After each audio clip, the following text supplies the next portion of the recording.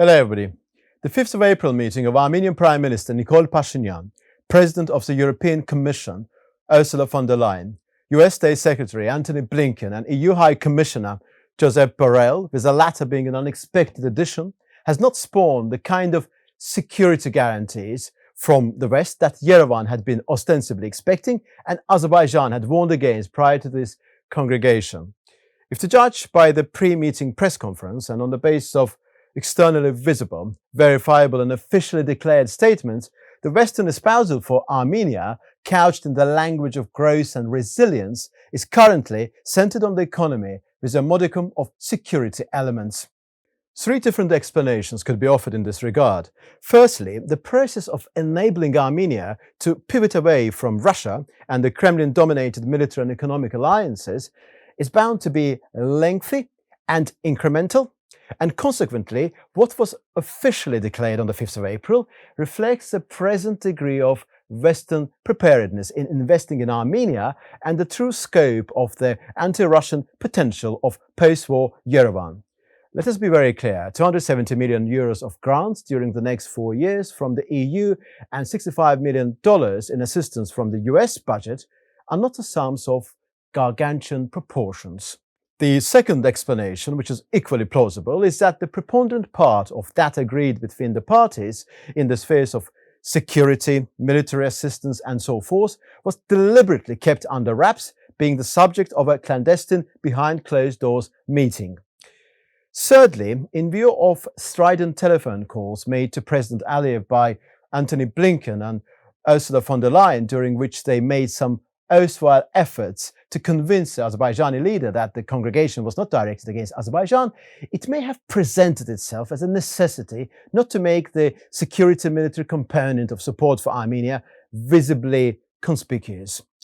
These three explanations offered should not be viewed as mutually exclusive, and perhaps the truth lies in their midst or may be found in their combination. What I would like to focus on is a question as to why the official statements emanating from the Azerbaijani and Russian foreign ministries regarding the 5th of April meeting have had so many similarities with some of the key rhetorical devices and arguments employed, such as fueling tensions in the South Caucasus and creating new dividing lines, seemingly being driven by the same logic.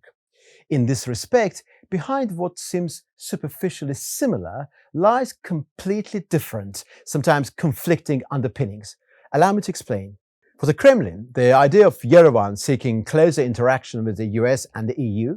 preparing the ground for the increase in Western economic military presence in Armenia, is detestable for very understandable reasons. The argument regularly presented by Pashinyan that Russia and the Collective Security Treaty Organization CSTO failed Armenia is viewed in Moscow as disingenuous, false and ungrateful. Although the venom manifestly expressed via the statements of Maria Zakharova, spokesperson of the Russian Foreign Ministry, embodies this very Russian sensibility, when it comes to practical actions vis-à-vis Yerevan, the Kremlin remains very measured and calm.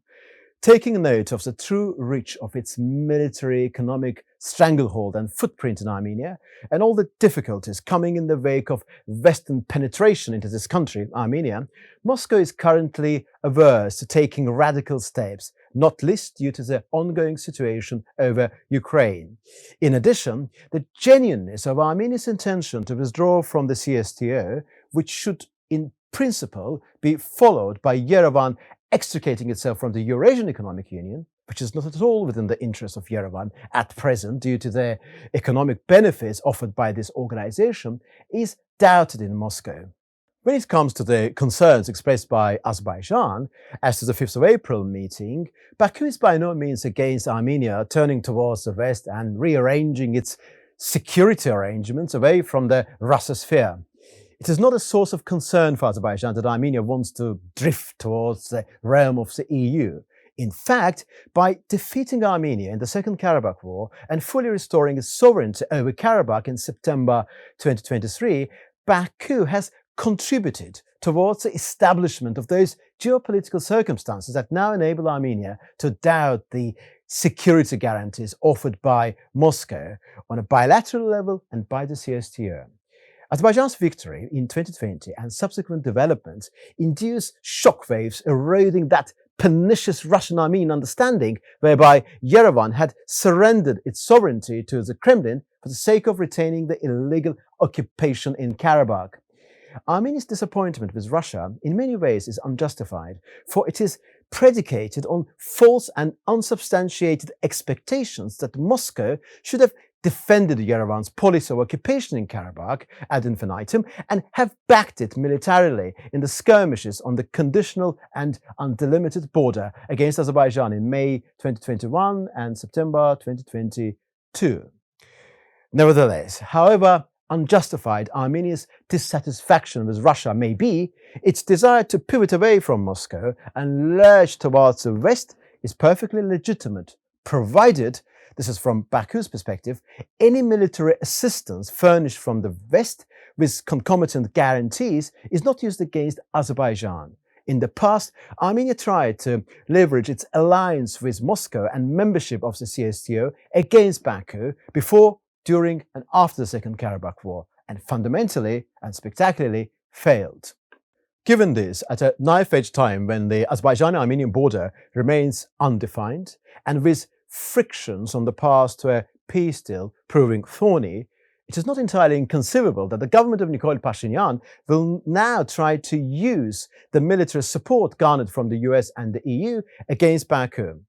On the 3rd of April, President Aliyev, in his telephone conversation with Antony Blinken, warned of the consequences of Armenia's possible armament through the European Peace Facility and via the US budget, and the provocative establishment of military infrastructure in the border areas of Azerbaijan. More than that, in his meeting with Mevlut Çavuşoğlu, head of the Turkish delegation to the NATO Parliamentary Assembly, the Azerbaijani leader described the EU-US efforts in the South Caucasus as a harbinger of a great catastrophe.